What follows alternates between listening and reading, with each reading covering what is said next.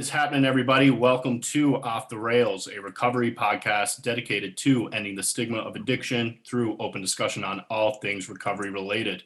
My name is Mark, and with me always are Dave and Jared. And today we have a very special guest. Dave's going to introduce him. Yeah, we're real excited for our next guest here. He's a retired RCMP officer, and nowadays he is doing a podcast called 1033, and it's a great podcast. Its focus is on mental health and addiction and trauma, and a big focus on for first responders and for that kind of avenue. And it's a great listen. So Nathan Kapler, welcome to the episode.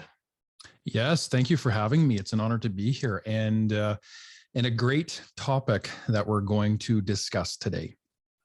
So thank you. Absolutely. So Nathan, what we do most times, we have our guest on, we get them to kind of share a bit of their story.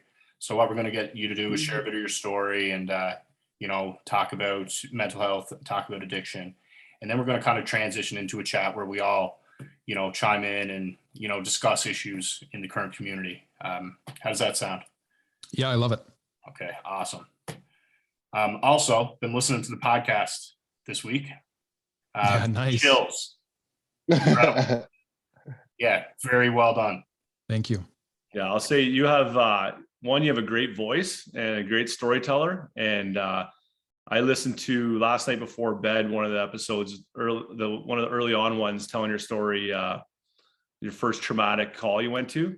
Right. And, man, I have so much. I mean, I wouldn't be able to do that job. It's tough, man. And it was like gave me chills listening, and I didn't know how I felt, to be honest. It was good. Just tough to hear some of the stuff, right? Yeah, no, thank you. I'll keep my response very simple around this for now. Just thanks for listening. Thanks for tuning in. And it's an honor that other people are actually wanting to listen to a first responder story about some of the stuff we go through. Our world is kind of shrouded in secrecy for the most part, and we don't often like to open up to others about what we go through. So the fact that you guys are enjoying it, I mean, that's all I can ask for. So Nathan, you're out in BC, correct? I am correct. Yeah. I live in Vancouver, in BC. I've lived here now for about 15 years now. Oh, okay. Nice. Beautiful, beautiful place. You know what it is? I originally came from Alberta. I was born and raised in northern Alberta, and I still wear runners and jeans, which my wife does not like, but hey, we got to pick our battles, right? So I've been out in BC now for 15 years, and life is good out here. We don't get, the harsh climates you do in the prairies and stuff like that. So life is pretty good out here. Oh man, I'm kind of enjoying the prairie climate right now, because I'm from Corner Brook, Newfoundland, where there's still, several feet of snow, and I guess it's like 15 degrees here in Lethbridge right now. So I'm enjoying it. Yeah. Right on. My girlfriend keeps wanting to move to Vancouver, and I wouldn't be opposed to it. It looks beautiful there. It is. It's very expensive here, but once you get into the market and you start earning the money out here and spending the money out here, things stabilize. But the sticker values attached to some of the homes out here initially will make you weak in the knees. Yeah, my journey out here in BC, it started with the Mounties. Almost 15 years ago. I've been retired now for about a year, and life is definitely significantly healthier now in retirement. I can honestly say that as I reflect back, but again, things happen for a reason, right? We have to go through some of the pain in life in order to get to a good place. And I feel now completely grateful for the journey and everything I've been through, despite some of the stuff you hear on the podcast, because I go deep in the podcast. I talk about a lot of trauma and where that can lead you when you're not dealing with your struggle properly. Once we started talking about having you on, I started to kind of think about and reflect how many people in my life are, I'm actually down in Barrie, Ontario right now, staying at a buddy's place for the weekend, and he's a firefighter, and I got so many friends that are in law enforcement, and I think they're all doing pretty well. We don't really get into conversations on how they're doing with mental health, but it's just like you start going through it all, and it's like, yeah, there's a lot of people in everyone's life that could definitely be affected by it all. Nathan, I was super excited to have you on, and when you reached out and you're like, if you guys need anything or whatever, I was super stoked. Because like I suffer from like a cocaine addiction, and for so long, like the thought of like talking to a police officer about addiction to me was just like the most like outrageous thing, right?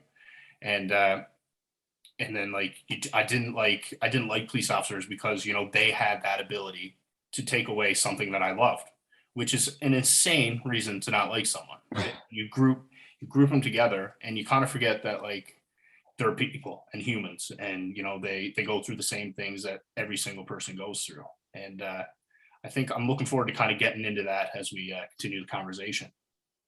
No, and that's amazing. I mean, I love the fact too, and I got a kick in the pants when I went to rehab, and I quickly learned too, because I mean, even as a police officer, we're on the other end of that, where we don't really feel the love from civilians, so we kind of walk this path alone. And then when I went to rehab, like I was all of a sudden thrust into this world where I was like, okay, everybody around me comes from a different walk of life, but I was like, they're all beautiful people. And it was like finally building this bridge back to recognizing that everyone out there, you can connect with them, you can love them, civilian, cop, there doesn't have to be this divide anymore. So I'm glad you brought that up. It's a really important factor, I think, in our own journey in life. And it's something that I too have recognized that I've also had to build a bridge back to someone like yourself.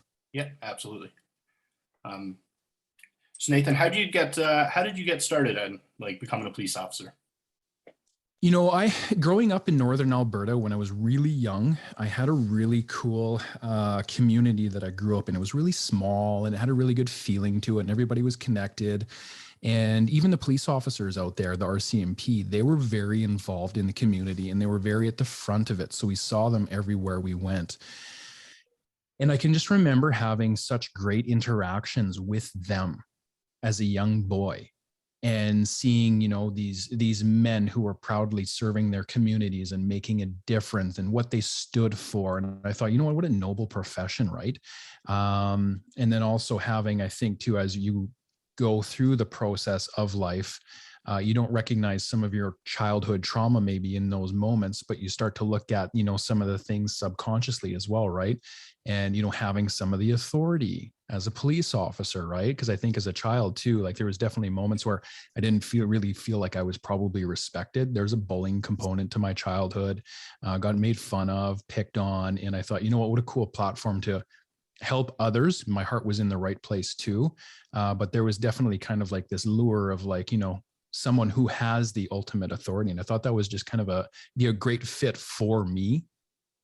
Nathan, I had a question. Just like I was going through Starbucks, I don't know, this is just random, but I was going through the Starbucks lineup the other day, and there was this man in a wheelchair, and he was sitting there like panhandling.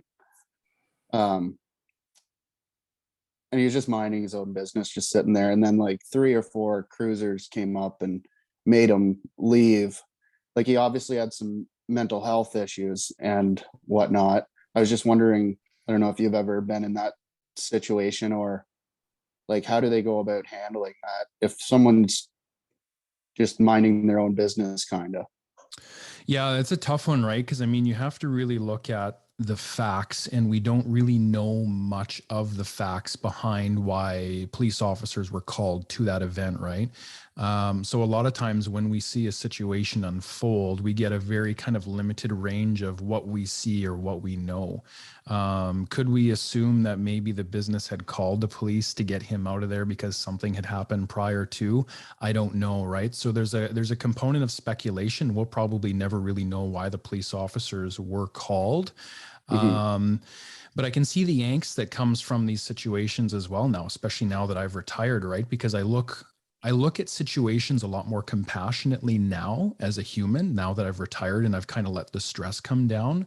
But unfortunately, yeah, for a lot of police officers, they get thrust into these situations where, a normal person who's kind of just watching on the peripheral is kind of like, what's going on here? Like, why are we sending 3 cops to deal with a man in a wheelchair?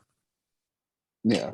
Right. There's a lot of issues with that, right? That picture. So I can see where the question comes from, but did you want to like elaborate more on kind of what the main issue was for you on that? Oh, he didn't look like he was harming anyone, and he was obviously just needed money and was just Mhm. sitting there with a sign. I don't know. I just thought it was, I was just wondering what your take was that on that was.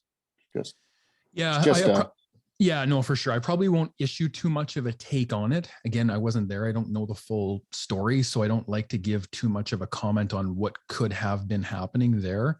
But again, I mean, this also goes to show kind of, Jared, just kind of how delicate these situations can be, right? Like the man in the wheelchair could have had mental health issues, could have had addiction issues, and he could have just been in need of help. And, you know, the police officers were there, and I'm not sure what their reaction was to what he was doing on that business property. But I'm hoping that, you know, and I'm sure they did give him the compassion that he needed so that they could help him move on and do whatever it was, right? Because they most likely were there for a reason. But yeah, hopefully yeah. that man was met with just support, right? That's I what I guess care about now. I guess my question was kind of like, is it hard to be in those types of situations as a police officer? Because Yeah, yeah, absolutely it is. yeah, Absolutely it is. We don't, no police officer likes to go to a call where someone is suffering and have to kind of deal with them in a way where, you know, there could be a judgment or somebody could be making a complaint about them. No cop really enjoys it, yeah, right? We don't enjoy going out and arresting people. We don't yeah, enjoy actually being involved in people's lives, but we've signed up to do the job and we're willing to do the job. And when we get the call, you know, we're willing to show up and make sure that we're looking after what we're being asked to do. Nathan, on the, there is so many situations you get put into, right? And do you think there's like a preventative approach kind of with like, say like a mental health crisis or something like that? Do you think there could be a better approach to it? So like saying like have mental health professionals and go to certain calls, or what's your take on that? Yeah, like we've tried to train our officers, and I know I've definitely received training over the years, mental health training on how to properly deal with these delicate situations. The unfortunate part is you then take this organization that's trying to have this interwoven approach to helping the community with mental health, but we're a group of police officers that are largely underfunded, understaffed. We don't have a lot of time, and we're probably burning out to a degree ourselves, right? And then we're being asked to slow down and go to these mental health calls and help people out. We try our best. Absolutely, we do. But sometimes we don't have the time to sit down and really dive into what the problem is, right? We try to have this almost band-aid approach at times too, you know, because we still have to weigh the calls that are behind that call too, right? There's a need for this efficiency, I guess you would say, of making sure that you're not spending too much time with people. You want to give them enough time, but it's such a delicate balance. One thing I was actually really proud to see, I think this was happening in Colorado, was that Colorado now had an approach where they weren't sending police officers to mental health calls anymore. And I think they were actually sending just mental health advocates and people that were trained in the mental health field who had time. Yeah, I seen the exact thing, and that's kind of where my question came from, and it seemed like a good approach to me. But Mm-hmm. I just kind of wanted to hear it from your side and see if there was any like holes you could pick in it or whatever. But it's really interesting. It is interesting too. And like, I mean, we can even look at, say, firefighters, for example, right? You know, years ago when building codes weren't that good, firefighters had a job of going to fires. There were a lot of home fires, so they were continually putting out fires. Now building code is really good. So what are firefighters doing? They're not going to a lot of fires anymore, right? But now we still have a lot of firefighters because we have unions involved and people have jobs. So they're now going to medical calls and all these different things. And police officers have almost kind of become that too, where instead of being not a social worker, but a person who's in a position where, you know, they wear one hat and they're there to prevent the crime. We're now asking them to wear so many different hats, right? You know, be a social worker and be a mental health professional and, you know, do all of these different things. So we're asking more of our cops at the same time. So it'd be nice to see, I think, some of that get relinquished back to someone who holds the specialty or the education behind them, such as we're seeing in Colorado. So I applaud them for what they're doing. It seems like it's going very well.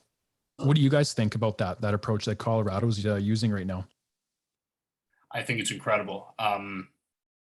And only because I can kind of, I guess relate to a lot of those mental health calls. Like, again, if you have like a drug related, you know, someone suffering from addiction, right? And they have this, like, I guess, thought about police officers coming in. And, you know, like I said, like I didn't like police officers because they had that ability to take away something that I loved. And a lot of these people, I think, have that. So it might, you know, if the conversation was a bit different. So say if you just had a mental health professional go in and be like, you know, we're not, you know, nothing's going to happen, but, you know, kind of just be able to talk to them and have the time to do it. I think that might be a better approach to getting people to come forward and discuss things, right? Well, and the thing, I think you're leading it down a path which I actually really agree with, and I kind of want to build on that a little bit more. So as later on in life, like I went through addiction openly, and I'm very open about that part of my story because of everything that I saw and everything that I experienced. You all know that when you're in that place of addiction, what is the one thing you need most? You need connection, you need support. So if you're sending the police to, you know, an address where someone's really suffering from addiction, what is that? What's going to happen in that moment? There's not going to be a great connection with the person that's coming to the door. I was gonna say too, like there's been so many times where I was like destructive and just going crazy when I was in active addiction, going nuts. And I think if there was like a call line where I think spouses could even call like a mental health person to come see like me or whatever, instead of being scared to call the police or something, and then your partner or something would get in trouble. I think it'd be a great idea to have like I don't know, a mental health person come to your house, talk you down, don't get in trouble, because it's not always just like domestic violence and like abuse like that, but just like being so drunk and obliterated.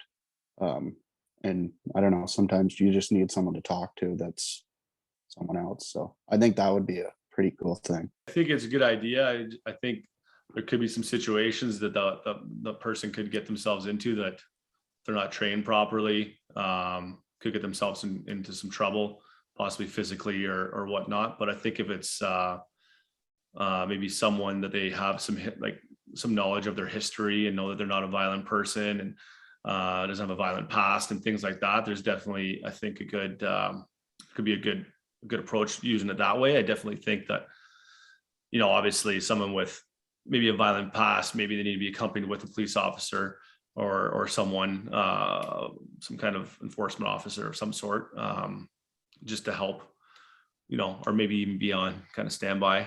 But yeah, I think it's definitely can be handled for some people for sure. And having someone there like that, yeah. And that's how growth happens, right? I think we're all seeing right now that the system that is in place, i.e., say the police going to all of these calls all day long, is, I mean, it can be a solution. Don't get me wrong, but what if we tried it a different way? What would that impact be? Right. And I think speaking from our own perspectives on, you know, when we weren't well, you know, that's a very critical kind of opinion that needs to be kind of brought forward, right? Like, what would we have liked? I know if a police officer came to my door when I was in active addiction, it wouldn't have been a good thing, right? I would rather see someone there who understands what you're going through in the moment fully. Yeah, absolutely. Absolutely. I think it could help too. I mean, I was talking to, I know one of your podcasts you talk about, and you're going to have to maybe help me with the critical report. What's that? Critical incident debrief? Yes, exactly. And I know, you know, I was talking to my buddy, like I said, who's a firefighter, and when they go to something that's a little bit more significant, that they have the time to go do that. And, police officers, I think, sort of so busy when you have a big traumatic experience that happens, you're off to the next traffic stop or whatever. You don't get to deal with that. So probably alleviating some of those calls would definitely be helpful for maybe finding time for the officers to have that debrief, right?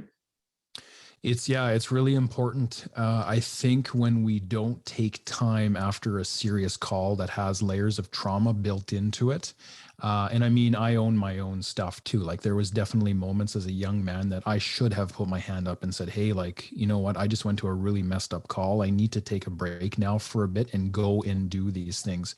I also wasn't shown that that was an option. Critical incident debriefs just didn't really happen. So there's kind of a two-pronged approach at how I look at this. Yes, the organization needs to allow its members to take that time, but we also need to recognize that we need to educate ourselves and speak up when we go to these calls and say, hey, this one bugged me. I need to take a break now. But that is a very crucial stage to allow ourselves to heal. And if we don't do it, if we don't take that time after that experienced trauma, it's almost like we halt the healing process and we just stuff everything down, right? And we put it down onto the maybe like a rock that's already there, right? And we just add another layer to the rock and we go, oh, we'll deal with it later.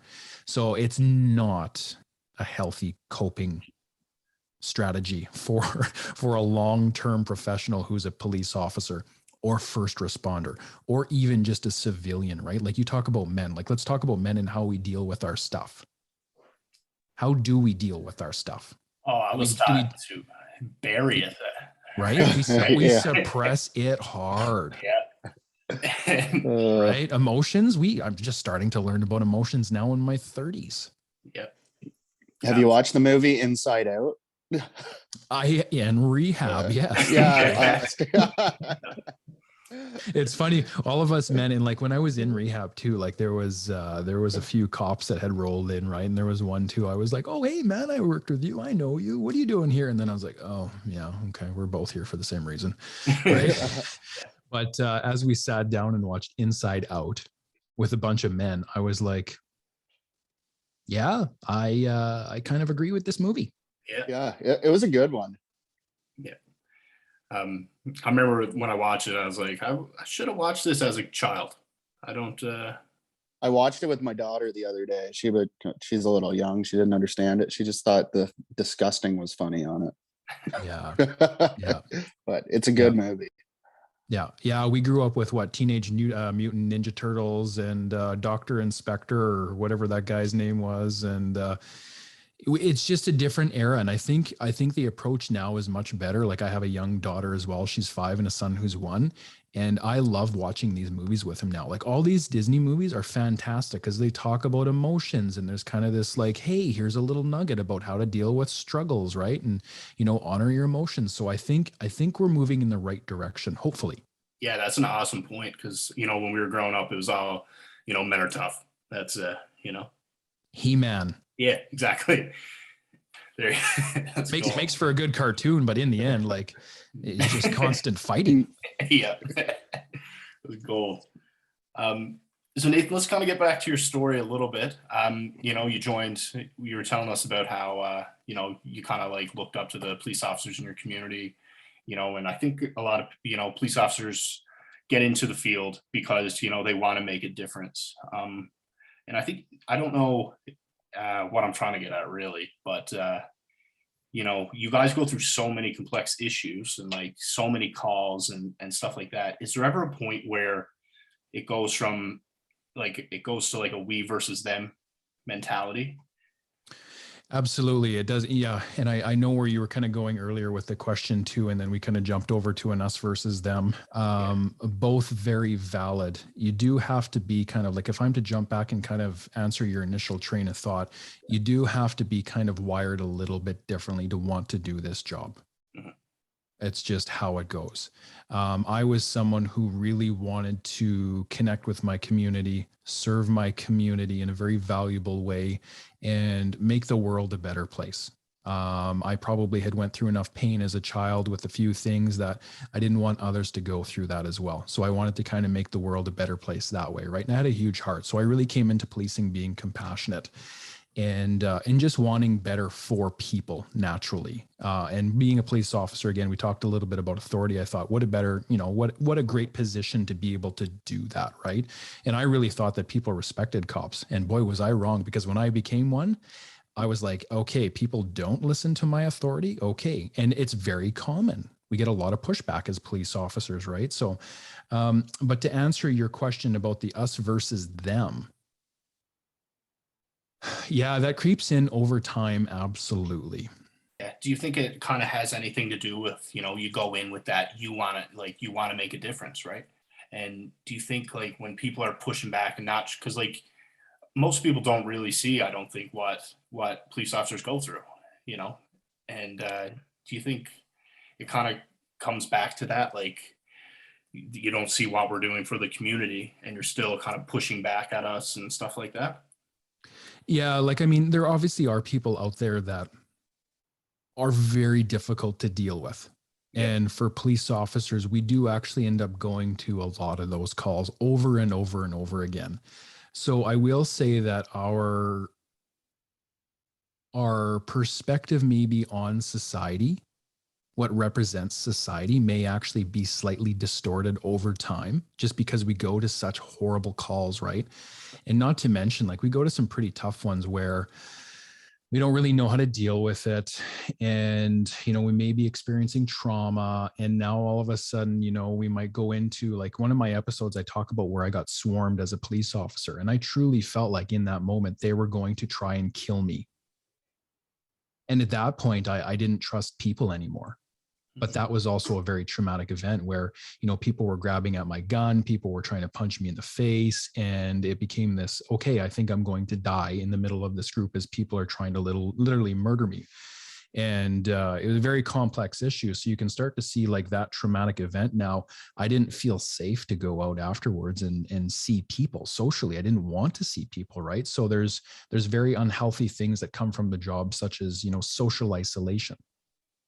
Just listen to that one, and it seemed like it happened so quickly too, right? Like, I know you, in the podcast, you said you've kind of had forgotten some pieces, but like it didn't seem like it was like you were arriving and you knew that guys had guns or anything like that. It seemed like it was just a group of people, and all of a sudden you guys were right in the mix of it all, and it happened so quick. And I could see how all of a sudden after that, you don't know what you're going to get into at any time. You roll up to somewhere, right? Yeah, you really do. And then at that point, I think for me anyways, because I can only talk about my own personal experience in this journey. When you get to a place now where you're traumatized from, say, a swarming event, and you don't trust people, and your mind now is actively, it freaks out. It dumps it like adrenaline, fight or flight responses, and anxiety into your body when you step outside and you start having interactions with people, because it tries to remind you, hey, you just went through this 2 weeks ago. You may get attacked here. Like, it's literally sending off warning signals like in your body. So you're now kind of just at the mercy of this experience unless you process it properly, right? So I think from that point on, like, I think one of my next episodes is where I talk about compassion fatigue as well, when I see something happen to an animal at the hands of another person, and where all of a sudden that's probably more where like that us versus them really kicked in, because I became very disgusted with how humans can do something so like disastrous to an animal and leave it for dead, basically. And then I get put in this position of making, trying to have to make a decision on this animal's life, right, as it's suffering in a ditch. So you see some very disgusting things, and you see humans do some very horrible things. So naturally, this us versus them disposition on life can come creeping in if you're not dealing with these hard calls properly. And I reflecting back, I didn't deal with them properly over the 14 years. And also very much felt very disconnected from society as a result of service life. Nathan, did you suffer, like you were saying, how it was hard to go outside and be social? Did you suffer like social anxiety and panic attacks at all? I know Absolutely. I have suffered really bad before I got everything figured out with that stuff, but I know you suffer from PTSD too. So if you want to maybe talk about the PTSD and panic attacks and stuff like that and touch in on that.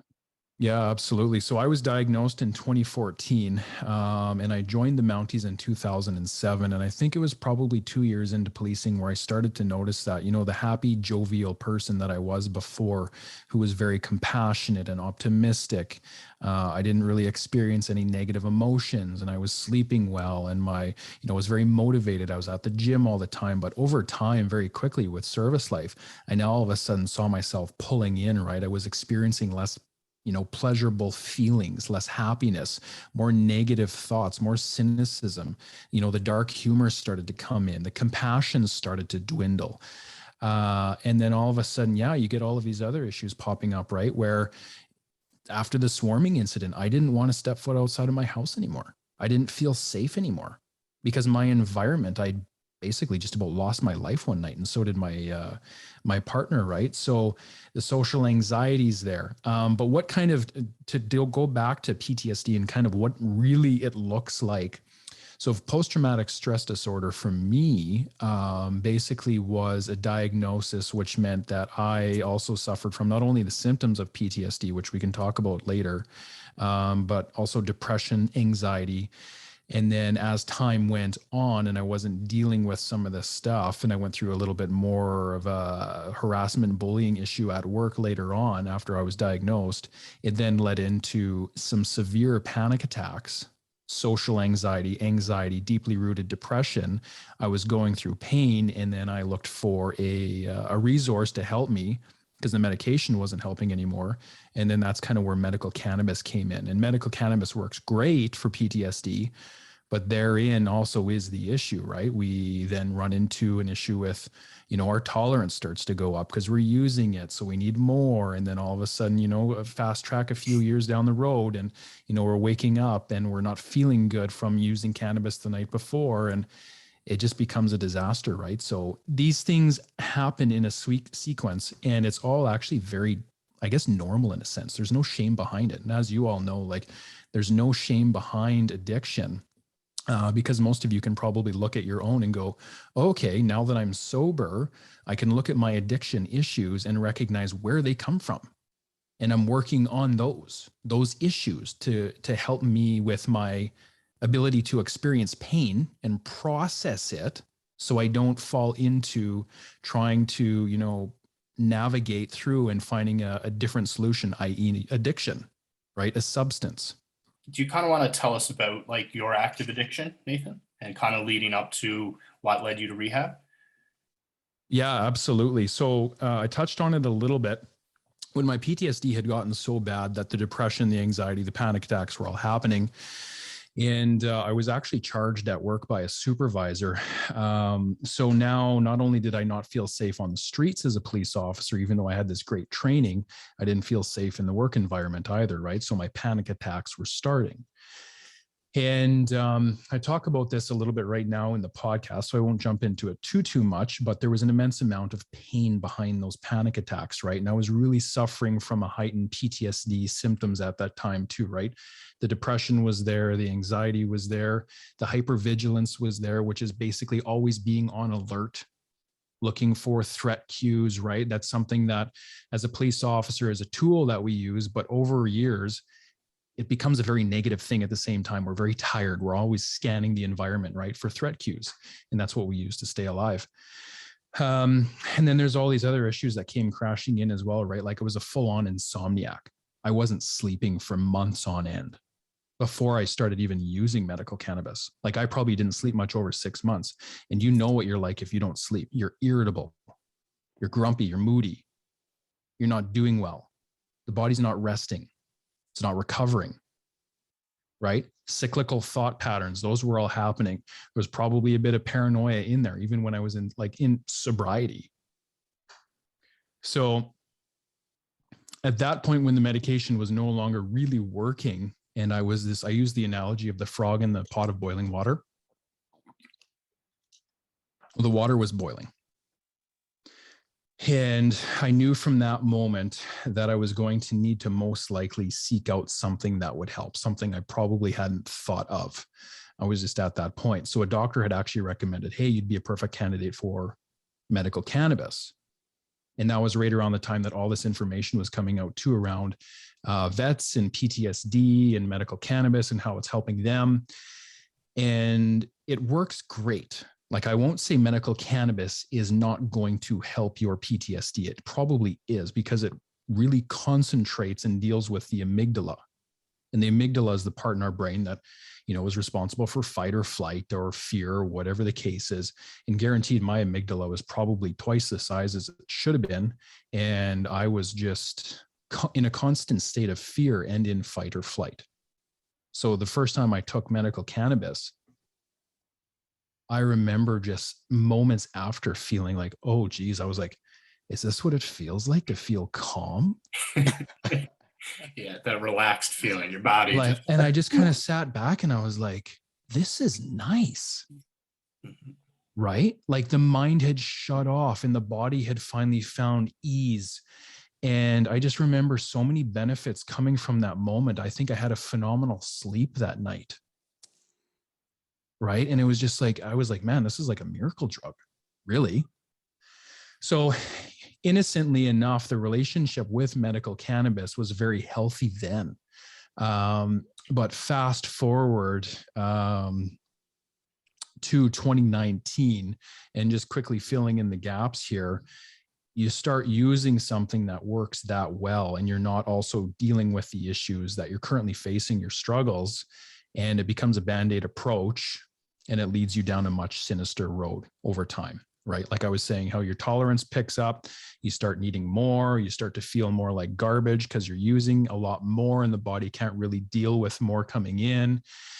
And next thing you know, you're a little bit hungover the next morning. So you take some more medical cannabis to feel better. And it's just this cycle now. So you start to develop almost like a dependency, really. And a lot of people say, yeah, medical cannabis or cannabis isn't addictive. And I actually disagree.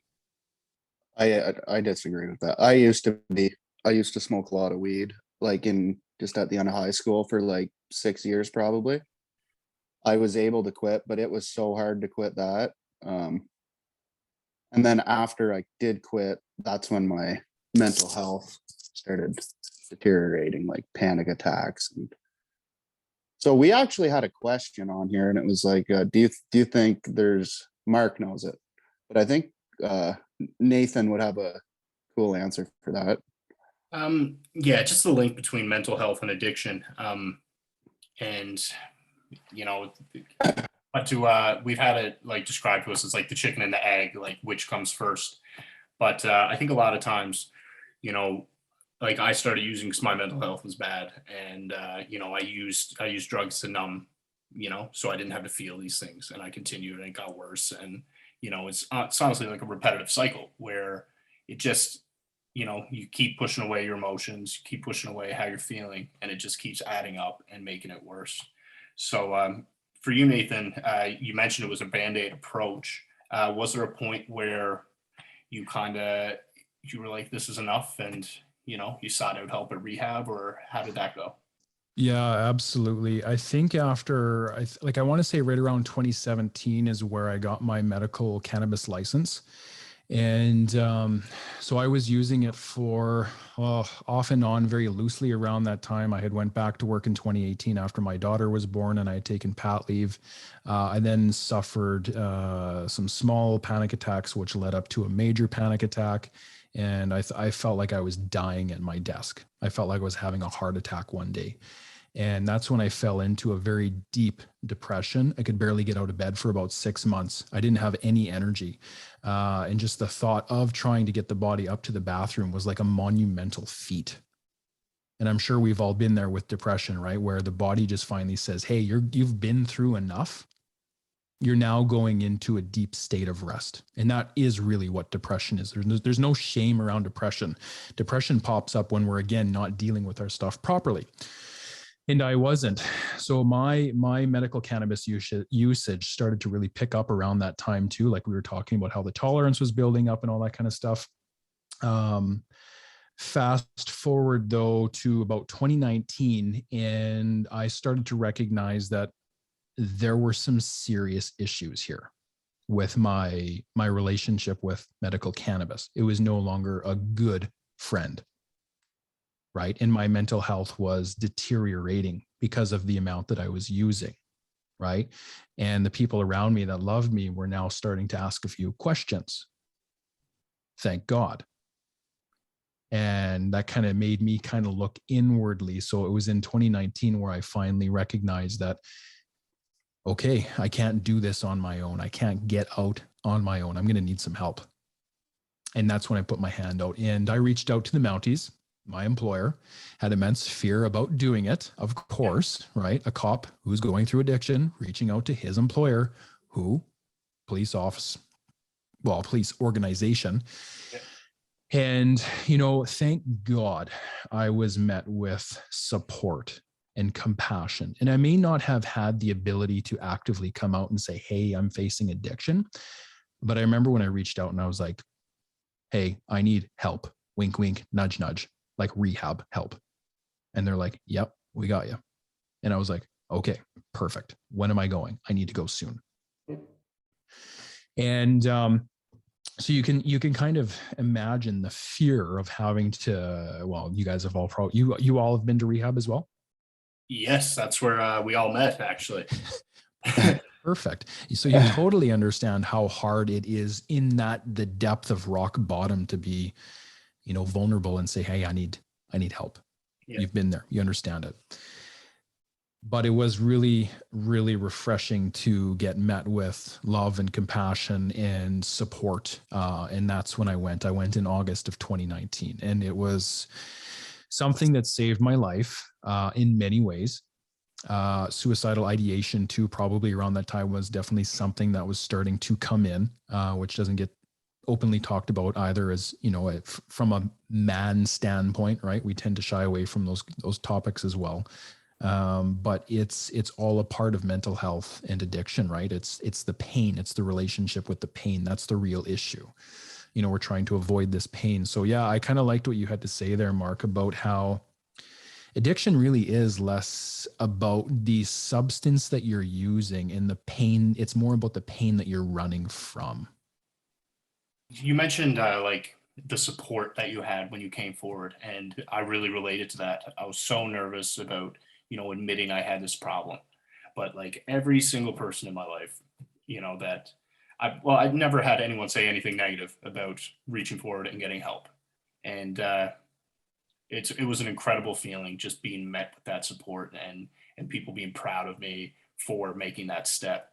And it was really cool.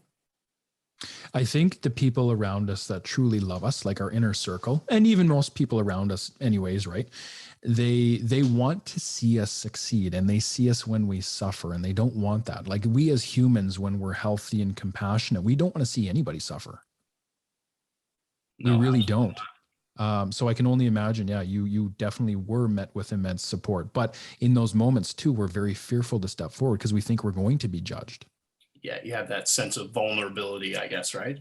Absolutely. And you're fearful that people are going to, give you this negative response to you reaching out for help. Like there's an immense amount of fear, and that really needs to be addressed, I think, from a stigma standpoint, that every single one of us who, no doubt, like you just echoed, when we step forward and ask for help, we're met with that. All my family and even all my friends were super supportive, which I was so surprised about. I was extremely ashamed of all the stuff I've done, and there was so much guilt and shame. It was insane. So yeah, when people are like happy and tell you they love you and they're proud of you for going to get help and wanting help, it's the best feeling in the world. I'm curious to your podcast, how quickly after your recovery did you decide, or you wanted to kind of help people in I know that's obviously your nature, but in the first response world? And was it right away you were thinking, I want to do this with a podcast or something? How quick did you have those thoughts after going through that, or did you need time for recovery on your own first and then kind of get into it? When I walked into rehab, I remember being the guy that was like, hey, who's got the pill to make me better? And they're like, hold on. We're not going to do anything for you. This is a place of like discovery. And I was like, what do you mean discovery? And then they're like, yeah, so you're going to discover a lot about yourself while you're here. And then the real work happens when you go home. And I'm like, what? You're not going to fix me while I'm here? Come on. Right. Like, I was like, where's the pill? Make me better. I want to just go home and be better. And life's back, to normal. So truth be told, I learned a ton about myself in rehab, and I'm very thankful for that opportunity. I had many, many caring individuals around me who just kind of presented these topics that I had never even really thought about, right? You talk about childhood trauma or the impacts of trauma itself, right? From what I had experienced and how we heal, and, group therapy is amazing for us. Connecting with others and sharing our pain gets it out. And these are all things that I ran from for years. So the discovery for me was huge. And I remember my therapist in that moment too. Like, I was so walled off and closed off. I didn't want to tell anyone anything about me. And I was still actually in a state of denial while in rehab. I was kind of like, oh, hey, I just got PTSD. That's all, right? I tried to play that tune, right? And wear the masks, right?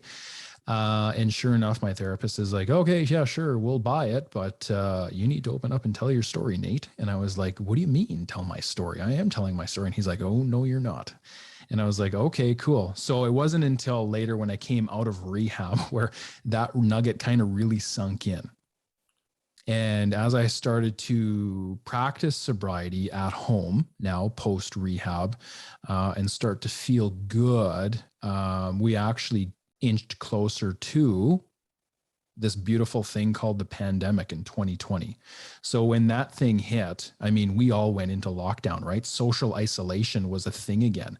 Well, what happens to someone who's going through this and is now in social isolation again? Well, I relapsed. Right?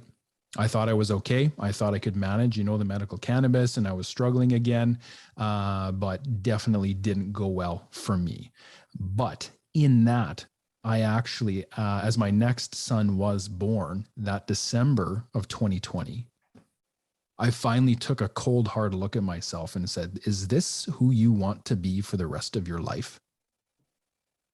So that January, I said, enough. I have to do better.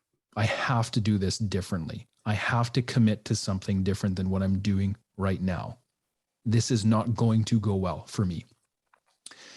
And I acknowledged that. I mean, I wasn't probably in a horrible space, but again, that relationship with medical cannabis was starting to become unhealthy again. And I felt like I was lucky enough now to catch it and not necessarily need the support now. So that January, I fully fledged, jumped into sobriety and was like, this is how we're going to do it. I didn't really know if I truly believed in sobriety, but I was like, I'm going to give it a shot. I have nothing to lose. And shortly after that, as soon as I hit sobriety, I also remembered my therapist saying to me, Nate, you've got to tell your story. You've got to open up and tell the world your story. That's how this has to go for you. And right around that time of sobriety, I also was struck with 2 police officers who had just taken their own lives. A young female in Richmond and an older police officer in Winnipeg. And that crushed me. Absolutely crushed me. And even in this moment right now, like I'm rocked by emotion because I think we all understand suicide, right? It's not a selfish act. It's that we don't have any options anymore. And the pain is so severe that we don't want to be alive anymore. Whatever's going on in your life, there's no shame with that. But man, do people get to a horrible place. And 2 cops did. They took their lives on the same day. So I said, internally, I said, enough is enough. I had actually jumped on TikTok and I just started talking. And I did that for a year. And I talked about addiction and I talked about sobriety and I talked about who I was. And I found that the fear I had about opening up and talking, now that I was on TikTok actively talking, I was again met with compassionate people who understood me, who wanted to share their story with me, their pain. And I had to be careful with that, right, as I was healing. But there was so much support. And I thought, wow, this is pretty crazy, right? I'm on TikTok, which is predominantly an app with young women jumping around in small bikinis, being like, hey, look at me, I'm popular, right? And then there's Nate over in the corner who's a cop who's like, hey, I'm talking about addiction and I'm talking about the real stuff of life. But sure enough, like TikTok, my account started to grow. And I started to see that this space was very valuable for me to talk and to connect with people. Fast forward into just this last January was finally when I recognized that TikTok, albeit a great platform for starting out, I had hit kind of that glass ceiling. And I said, you know what, what's next? And that's when I landed on a podcast and I said, let's go to the next level. And here I am, connected to you. I'm on episode 13 of my own podcast. It's going fantastic. Again, the connections continue to happen and the networking happens in this very real conversation about this hard stuff that we go through in life is happening. And it's a great conversation. We all know that we need it. And this is helping us too in our own way as we give out our message. We heal and we help others recognize what they're going through in their own lives with the struggle. So I commend you boys for being in this space too. It's an honor. Thank you very much. Thank you. I've been digging the podcast. I really like the part, and I didn't know if you could get into it a little bit. We started talking about trauma when you talked about the book, Waking the Tiger, and that analogy with the cheetah and the tiger. I really thought that was cool, and I don't want to butcher it and telling it. But if you could kind of give it a synopsis of what that was about. And I think that was a very simplistic way of looking at it, but very cool too. Like, yeah. So trauma. So I'm sorry to do this to you. You already have butchered it. It's a tiger and a gazelle. But Dave, I still love you. You showed up and you tried so hard. So I give you so much credit for that. I knew I should have written that down. He's going to be so pissed after this. Yeah, he's going to be like, damn, that was my one shot, right? So when I went to, I'll back up a little bit more. Like when I really wasn't well, and I'm sure some of you gentlemen felt this way too. You feel shame with mental health. You feel guilt because you're this social outcast who's broken. And Absolutely. You feel like everything is in your mind and you feel like you've lost your mind. You really do. So when I went to rehab, I remember I sat down and my therapist threw this book at me. I think it was called Waking the Tiger by Peter Levine. And I was kind of like, what's this? He's like, it's a really good book. You need to read it to understand trauma and where trauma exists in you. And I said, well, I think I already know. And he's like, well, where does it exist? And I said, it's in my mind. Because I feel most messed up in my mind. And he's like, no, you're wrong. It's in your body. And I was like, how? Like where? Like in my leg? In my arm? Like where's my this doesn't make any sense. So I was like, whatever, I don't understand you at all. I'm going to go read this book. Like, give me a day. I'll come back to you. Right. And I walked away just being like, who is this guy? And my therapist had a rat tail too. So I was totally like, where am I? What's going on? And so as I'm reading the book, the first part of it was just so influential. So it talks about the story of the tiger and the gazelle. And maybe in some versions, like in French, there's a tiger and a cheetah. I don't know. Maybe that's a thing. But for the English version, it was a tiger and a gazelle. So I'm trying to help you out right now, Dave. I'm really trying hard. So in the wild, and this is how we have to look at trauma. In the wild, the gazelle, who's just this little animal, a little prey animal that's going to get preyed on and probably try to, get killed for food. The tiger, i.e., wants to eat that thing. That's its food. He's out doing his thing. He's eating his grass. He's, happy. He's feeling great. All of a sudden, he recognizes that there's a threat around. AKA say, call it trauma, right? You're going through trauma now. The tiger's over just off to the side. And you've now recognized that, oh my God, if I don't do something in this moment, something bad's going to happen. Well, that's when the amygdala kicks in and the fight or flight response kicks in and your body just dumps adrenaline into you and you go, okay, boom, I've got a decision now to make. Am I going to fight or am I going to flight? Now, there's a few other aspects to this that psychologists are saying are possible. I think there's like a fawn and a freeze as well. Now there's a few more concepts coming out of this. But for the main talking point here, we're going to look just at fight or flight. So that gazelle, do you think it's going to fight a tiger? No, it's not going to win, right? So it knows through evolution that, okay, I've got to run. It's designed to run. So its adrenaline now is getting dumped into its body. It takes off as hard and as fast as it can. Its heart is pumping as fast as it can, right? It's breathing differently now, very short, very quick breaths, which we do in trauma. And as it's running away, it's constantly assessing its situation. Am I still under this threat? Am I being chased?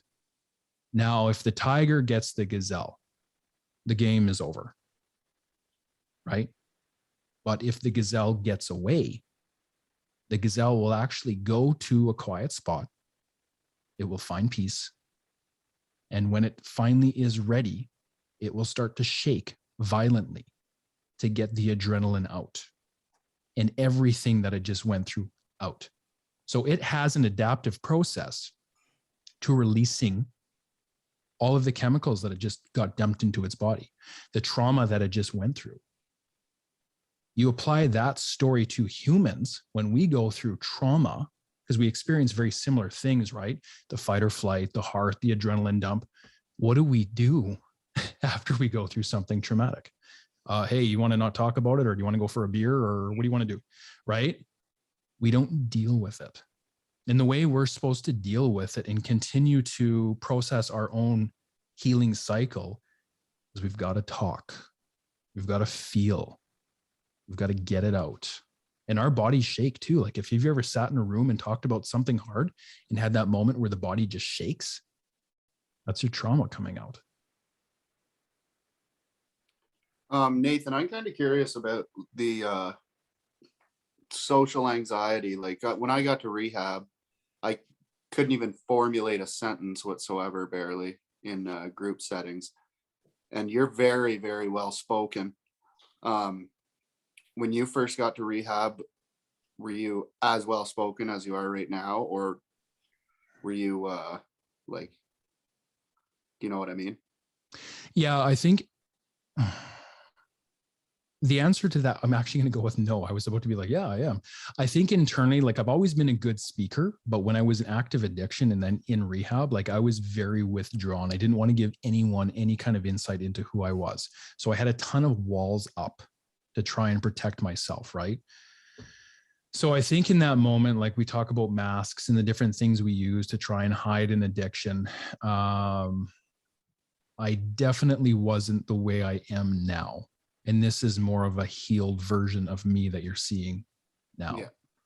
But still very, even in rehab, like I was still a very caring individual. I could still have a very meaningful conversation. I struggled though, just like you, to connect with people at times because I was just getting into sobriety. So still very much had those hard moments. And even too, like when you first come out of addiction, the mind and the mouth still they're not wired properly, right? They're not properly engaged. Like I can remember times where I'd talk to people and in my head, a sentence would come out and it would sound fantastic. And then somebody look at me and be like, mm-hmm. That happened in like my closing speech when I was leaving rehab. Do you remember, Mark? I forget what I said, but I thought it sounded so good, but I said something like completely offside and everyone started laughing. I'm like, oh. And that's a part of the process, right? I mean, yeah. You have to heal so many different things coming out of addiction. Yeah. Nathan, you mentioned, going out for a beer, right? So I was talking to my mom. My mom is in the military. She's going on 18 years now. And we were talking about a shift in culture in the military where, going for a beer to, kind of push everything, that, went through was kind of normalized.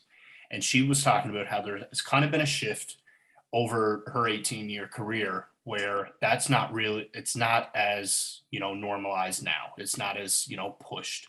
Have you noticed like a similar culture in policing, or was that something that was popular where, after a shift you'd go for a beer and kind of take the edge off? Do you think it's changing or it's changing in the right direction, or do you think it's still something that kind of needs to be looked at? Or I'd just like to hear your thoughts on that, really. Yeah, that actually is a great question. I have to be extremely careful because I don't want to paint a picture as to what the Mounties were in the past. But, before my time, there was stories from some of the old boys, the old guard, that openly admitted to having a bottle in their desk. Yeah. And that was very much a cultural issue, right? I think we looked at drinking then too in those times. Like if we're talking about the 70s to 90s, or maybe even 2000s, we looked at drinking as a way that was healthy to deal with stress. Yeah. And I think at one point in policing, those things did occur. There was a bottle in someone's desk all the time. I think that ended. I don't know when that ended, but that definitely did end it in the past before my time. So I'll say just that. But from that point, there still was this culture of, okay, we can't have a bottle in our desk. Let's go for drinks after work. Right. So the problem just kind of migrated to, okay, let's just go out for a drink now. And I can remember as a young Mountie, there were times where, yeah, after work, there was a lot of, hey, let's go for a beer. Let's go for a beer. We just went through a hard shift. Let's go for a beer. And I never really was much of a drinker then. So I kind of always was like, oh, no, I'm good. I'm going to go to the gym anyway.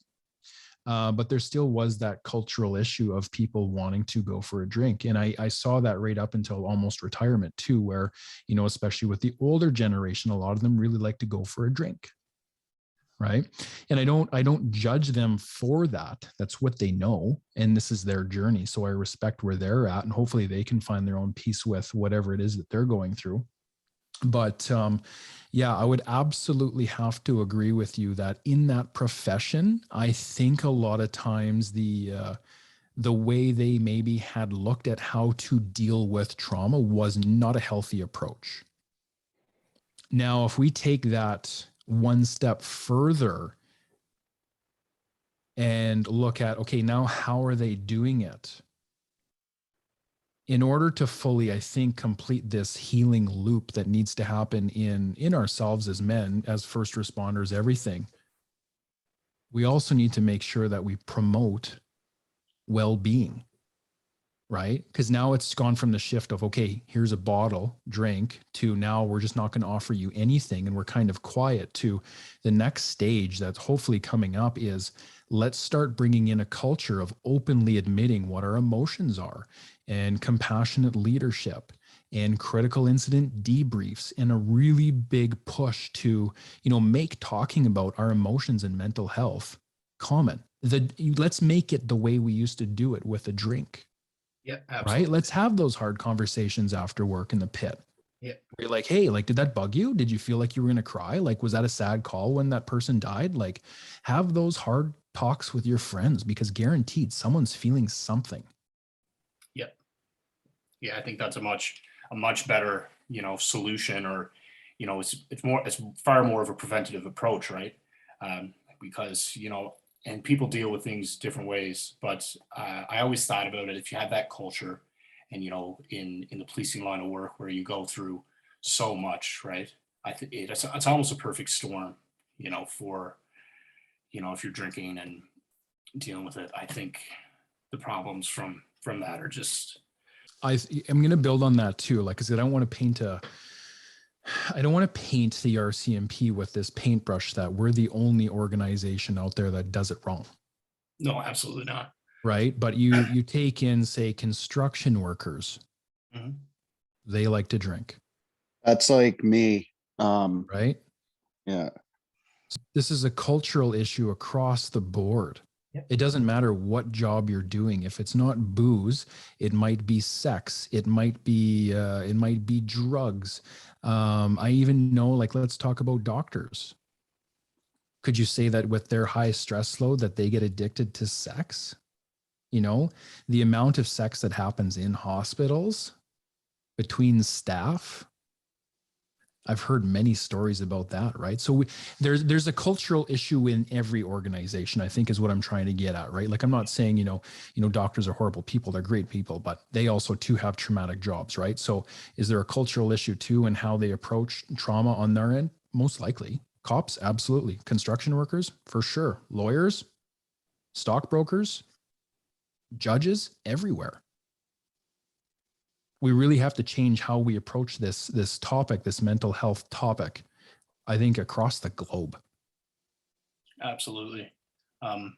What would be the first thing, so, like, hypothetically, you're running an organization, what would be the first thing you would do for mental health for employees? The first thing, you'd have to give that compassionate leadership. You'd have to show people just how broken you've been. And I think that's the beauty of where you get to eventually in your own story of addiction. You now all of a sudden have no shame to talk about how bad things got, and you really don't care because you recognize you're healthy. And the only way to stay healthy is to paint this picture of how bad it was so that you don't go back to that place. So if I was running something like that, and I'm sure you boys can all say the same thing, having those heart-to-hearts with your people, your tribe, and saying, hey, this is who I am, this is where I've been, and this is what I've learned. I'm here for you. That's how it has to happen. Once we get better, we have to look back and let our hand down to help others who may be struggling in silence. And if we can do that, if we can give back, I think society will be better, much better overall. I really like, I'm a big quote guy. I really like the quote, I stay sober out loud for those struggling in silence. I've had a few messages over the course of my sobriety from old friends who were like, hey, Nate, I really respect what you're doing, but can you tone it down a little bit? Right. And I'm like, no. Nope. Yeah. Nathan, is there anything you wanted to discuss? No.